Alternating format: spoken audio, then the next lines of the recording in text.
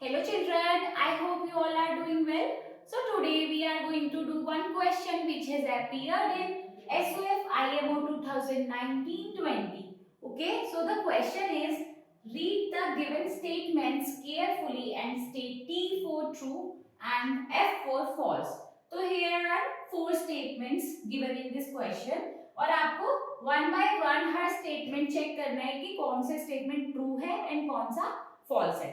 ठीक है, अब हम वन बाय वन करेंगे. उसी के अकॉर्डिंग आपके ऑप्शंस दिए हुए हैं कि चारों स्टेटमेंट्स में से कौन सा ट्रू कौन सा फॉल्स, कौन सा ट्रू कौन सा फॉल्स. ठीक है, तो हम वन बाय वन हर एक स्टेटमेंट चेक करेंगे. सो फर्स्ट स्टेटमेंट में क्या बोल रहा है, if the ratio of three numbers is 3:4:5 and sum of their squares is 1250, okay, then the sum of numbers is 60. Okay, सो आपको यहाँ चेक करना है कि जो आपको रेशियो दिया हुआ है, आपको कंडीशंस दी हुई है यहाँ पे, रेशियोज दिया हुआ है नंबर्स का और उनके स्क्वायर्स का सम दिया हुआ है. आपको वो पहले नंबर फाइंड करना है और उसके बाद उनके सम देखने की वो 60 आ रहा है या नहीं. अगर 60 आएगा तो दैट मींस ये स्टेटमेंट ट्रू है, अदरवाइज फॉल्स है. तो पहले फर्स्ट देखते हैं. ठीक है, लेट थ्री नंबर्स, सबसे पहले हमें थ्री नंबर्स एज्यूम करने पड़ेंगे. Three numbers be 3x ratio के अकॉर्डिंग, 4x एंड 5x. ठीक है, तीन नंबर्स हमारे हो गए 3x 4x एंड 5x. अब देखो, अब नेक्स्ट कंडीशन पढ़ो, सम ऑफ देयर स्क्वायर्स. तो उसमें क्या बोला हुआ है, अकॉर्डिंग टू क्वेश्चन क्या बोला हुआ है, इनके स्क्वायर्स का सम 3x का होल स्क्वायर प्लस 4x का होल स्क्वायर प्लस 5x का होल स्क्वायर कितना हमें दिया हुआ है 1250. तो हमने ये लिख दिया. ठीक है, अब आपको यहां से क्या करना है, सिंपल x की वैल्यू फाइंड करनी है. तो हम पहले स्क्वायर्स ओपन कर लेंगे. 3 का स्क्वायर 9x स्क्वायर प्लस 4 4 जा 16x square plus 25x square. ठीक है, इक्वल टू 1250. अब आप इन्हें ऐड करो, 16 plus 9 25 plus 25 50, 50x square equal to 1250. अब आप यहां से वैल्यू निकालो, x स्क्वायर की वैल्यू कितनी आएगी यहां से 1250 डिवाइड बाय 50, 5 0 से 0 कैंसिल आउट एंड 5 से ये 25 आया. ठीक है, ये एक्स स्क्वायर की वैल्यू आई है. ओके, अब मैं ये रब कर रही हूँ ऊपर वाला, ठीक है, जिससे मैं आगे लिख सकूं इसके. तो देखो x की वैल्यू क्या आई, एक्स स्क्वायर 25 है, दैट मींस x हमारा 5 आ गया. ठीक है, यहाँ पे हमें x की वैल्यू मिल गई. अब नेक्स्ट क्या पूछा उन्होंने, then the sum of the numbers is 60. हमारे नंबर्स क्या थे, 3x था 4x था एंड 5x था, उनका सम हमें निकालना है. तो सम क्या होगा, सम होगा 3x plus 5x plus 3x plus 4x plus 5x. ठीक है, ये तीन नंबर्स थे हमारे. अब आप सम करो इनका, 3x प्लस 4x कितना हुआ 7x प्लस 5 12x. अब यहाँ पे x की वैल्यू पुट कर दो, जो हमने ये 5 निकाली थी. तो ये कितना है 12 इंटू 5, 12 5 60. ठीक है, तो हाँ ये क्वेश्चन स्टेटमेंट में सही कह रहा है कि जो सम होगा नंबर्स का वो 60 है. यस, यहाँ पे हमें we got 60 here. Okay, so the statement 1 is true. Okay, so इसी तरीके से अब हमें फर्स्ट स्टेटमेंट पता चल गया. अब इसी तरीके से हम बाकी के स्टेटमेंट्स भी चेक करेंगे कि वो सही है या गलत है. फर्स्ट स्टेटमेंट हमें पता चल गया कि वो सही स्टेटमेंट है. ठीक है, अब आते हैं हम नेक्स्ट स्टेटमेंट पे. ठीक है, ये हमारा ट्रू हो गया. अच्छा, उससे पहले सेकंड स्टेटमेंट पे आने से पहले हम देखते हैं ऑप्शंस की तरफ. अब देखो यहाँ पे फर्स्ट स्टेटमेंट जो था हमारा ये वाला, ठीक है, ये हमारा ट्रू आया है. अब देखो ये ट्रू कौन कौन से ऑप्शन में, ये ट्रू है डी और सी में. तो उससे हमें ये तो क्लियर हो गया कि ए और डी तो नहीं हो सकता. एलिमिनेशन मेथड का हमने यूज किया और हमने एलिमिनेट कर दिया ऑप्शन ए और ऑप्शन डी. तो अब आपको बी और सी में से करेक्ट आंसर देखना है, ठीक है। फर्स्ट करेक्ट है, ठीक है। सेकंड पे आते हैं। सेकंड में क्या दिया हुआ है, डिक्रीज परसेंटेज का आपको फॉर्मूला दिया हुआ है कि डिक्रीज परसेंटेज क्या है, equal to decreased value divide by new value into 100%, ठीक है। ये आपको दिया हुआ है फॉर्मूला। अब ये आपको यहाँ पे पता होना चाहिए कि फॉर्मूला क्या होता है परसेंटेज में, वहां पे न्यू वैल्यू आती है या ऊपर डिक्रीज वैल्यू आती है या कुछ और आता है। तो जो इसका करेक्ट फॉर्मूला होता है वो जिसको पता होगा वो यहाँ पे डायरेक्ट बता सकते हैं कि ये गलत स्टेटमेंट है। इसका करेक्ट फॉर्मूला क्या होता है, डिक्रीज परसेंटेज, ये हम सेकंड स्टेटमेंट का देख रहे हैं, decrease percentage is equal to decrease value, ठीक है। क्या आता है, decrease value, that means numerator value, value तो सही लिखी है, डिवाइड बाय न्यू वैल्यू नहीं आता है यहाँ पे आता है ओल्ड वैल्यू, ठीक है। We write here the old value into 100, percentage निकाल रहे हैं इसलिए, ठीक है। तो जो इसका करेक्ट फॉर्मूला है वो ये होता है। तो हमें ये पता चल गया यहाँ से बहुत इजीली कि सेकंड स्टेटमेंट हमारा फॉल्स है, ठीक है, ठीक है। अब हम हमारा नेक्स्ट क्या है, थर्ड स्टेटमेंट। अब आप सोचोगे हम वापस ऑप्शंस में चले जाएं जो हमें दिख जाएगी हमारा यहीं तक निकालने से आंसर मिल जाए या नहीं। तो आप देखो बी और सी दोनों में सेकंड स्टेटमेंट हमारा फॉल्स है, ठीक है। तो आप यहाँ पे नहीं बता सकते कि कौन सा वाला अभी भी ऑप्शन है, दोनों में ट्रू है फर्स्ट और दोनों में सेकंड में फॉल्स है।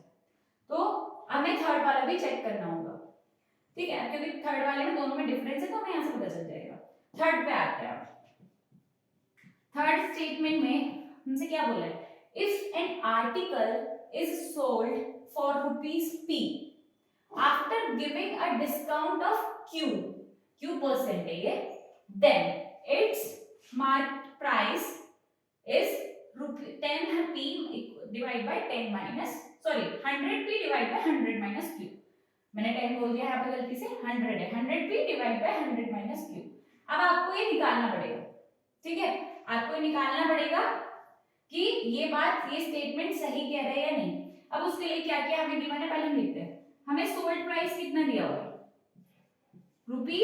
₹P, ये तो दिया हुआ है यहाँ पे, और हमें डिस्काउंट कितना दिया हुआ है, डिस्काउंट लिख लेते हैं हम, उससे हमें इजी होगा पता करने में। डिस्काउंट दिया हुआ है Q%, ठीक है। मार्क प्राइस हमें वैल्यू निकालनी है, अगर वो ये आती है तो मतलब ये ट्रू है, अदरवाइज फॉल्स है। मार्क प्राइस का फॉर्मूला क्या होता है, मार्क प्राइस का फॉर्मूला क्या होता है, 100 multiply by sold price divide by 100 minus discount, ठीक है। ये हमारा फॉर्मूला होता है मार्क प्राइस का, ठीक है। अब यहाँ पे वैल्यू पुट करो, 100 as it is, sold price क्या है हमारा P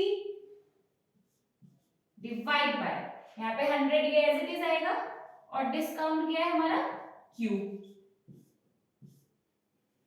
ठीक है। तो हमारा मार्क प्राइस क्या आया, देखो 100p minus divide by 100 minus Q, 100p minus divide by 100 minus Q, ठीक है। तो ये हमारा सेम आ रहा है, that means third statement is also a true statement, ठीक है। तो हम थर्ड में जाते हैं, देखो यहाँ पे ट्रू, यहाँ पे क्या था फॉल्स, बी और सी में ही हम देख रहे थे ना। तो मतलब हमें यहाँ से ये तो क्लियर हो गया कि भाई हमारा बी जो ऑप्शन है वो करेक्ट होगा, दैट मींस जो हमारा फोर्थ स्टेटमेंट है वो भी ट्रू है, ठीक है। तो अगर हम ऑप्शन की बात करें, क्वेश्चन अटेम्प्ट करने की बात करें, तो यहाँ तक हमारा सफिशिएंट है, हमें इसके आगे जरूरत नहीं है बेकार में अपना टाइम एग्जाम में लगाने की इस क्वेश्चन पे, ठीक है। पर आपको पता होना चाहिए कि भाई नेक्स्ट स्टेटमेंट भी इन केस ऐसे आ जाता कि यहाँ पे भी ट्रू ट्रू दे रखा होता, देन आपको फोर्थ पे भी जाना होता, ठीक है। तब आपको फोर्थ भी चेक करना पड़ेगा। तो हम यहाँ पे फोर्थ कर लेते हैं चेक कि कैसे किया जाता है, अगर ऐसी कोई कंडीशन दे रखी हो तो उसको कैसे सॉल्व किया जाए। अब देखो फोर्थ में ये ट्रू था हमारा, if 44% of a number is 275, अगर किसी नंबर का 44% 275 है, then 64% of the same number is 400, तो उस नंबर का 64% 400 है, ये ऐसा बोल रहा है। अब हमें यही चेक करना है। अब हमें यहाँ पे नंबर नहीं पता, जो यहाँ पे भी बात हुई और यहाँ पे भी बात हुई, तो हमें पहले वो नंबर लेट करना पड़ेगा। लेट नंबर बी x, ठीक है, मैंने नंबर लेट कर लिया अपना x, अब 1/, बन जाता है 44% ऑफ नंबर, मतलब ऑफ x हमें कितना दिया हुआ है 275। ठीक है, तो यहां से हम नंबर निकाल सकते हैं। नंबर क्या होगा हमारा 275 डिवाइड बाय 44% है, तो डिवाइड बाय 100 वो ऊपर आ जाएगा। ठीक है, वो यहाँ पे आ जाएगा ऊपर मल्टीप्लाई में 100। ठीक, अब यहाँ पे जो हमारी x की वैल्यू आएगी, जो यहाँ पे आ रही है हमारी x की वैल्यू, वो इसको सॉल्व करके आएगी, है ना। तो जो सॉल्व करके वैल्यू आएगी आपकी, वो हमारी आएगी x की, जब आप इसको सॉल्व करोगे 625।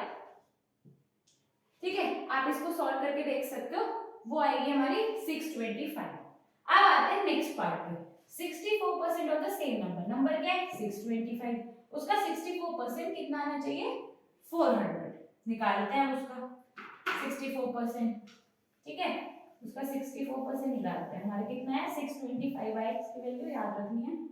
ठीक है, x की वैल्यू है 625, तो 64% ऑफ 625 ये निकालो, तो ये क्या आएगा 64 मल्टीप्लाई बाय 625 डिवाइड बाय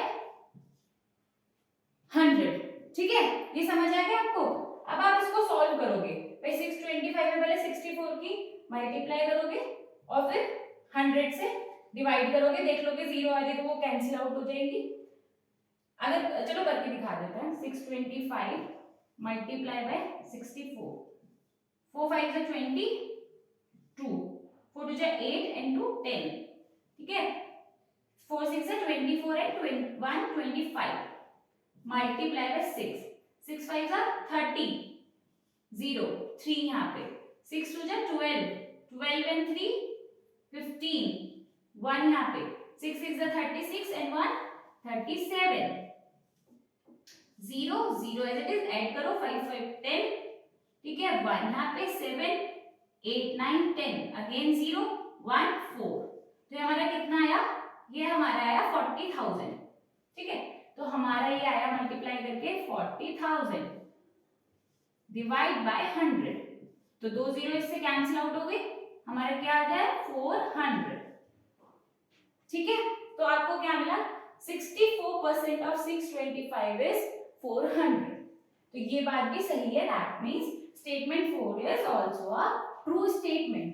ठीक है, ये आपको यहां से भी पता चल गया था पहले ही बी ऑप्शन देख के। तो यहाँ पे जो बी ऑप्शन है, देखो true false true true, true false true true.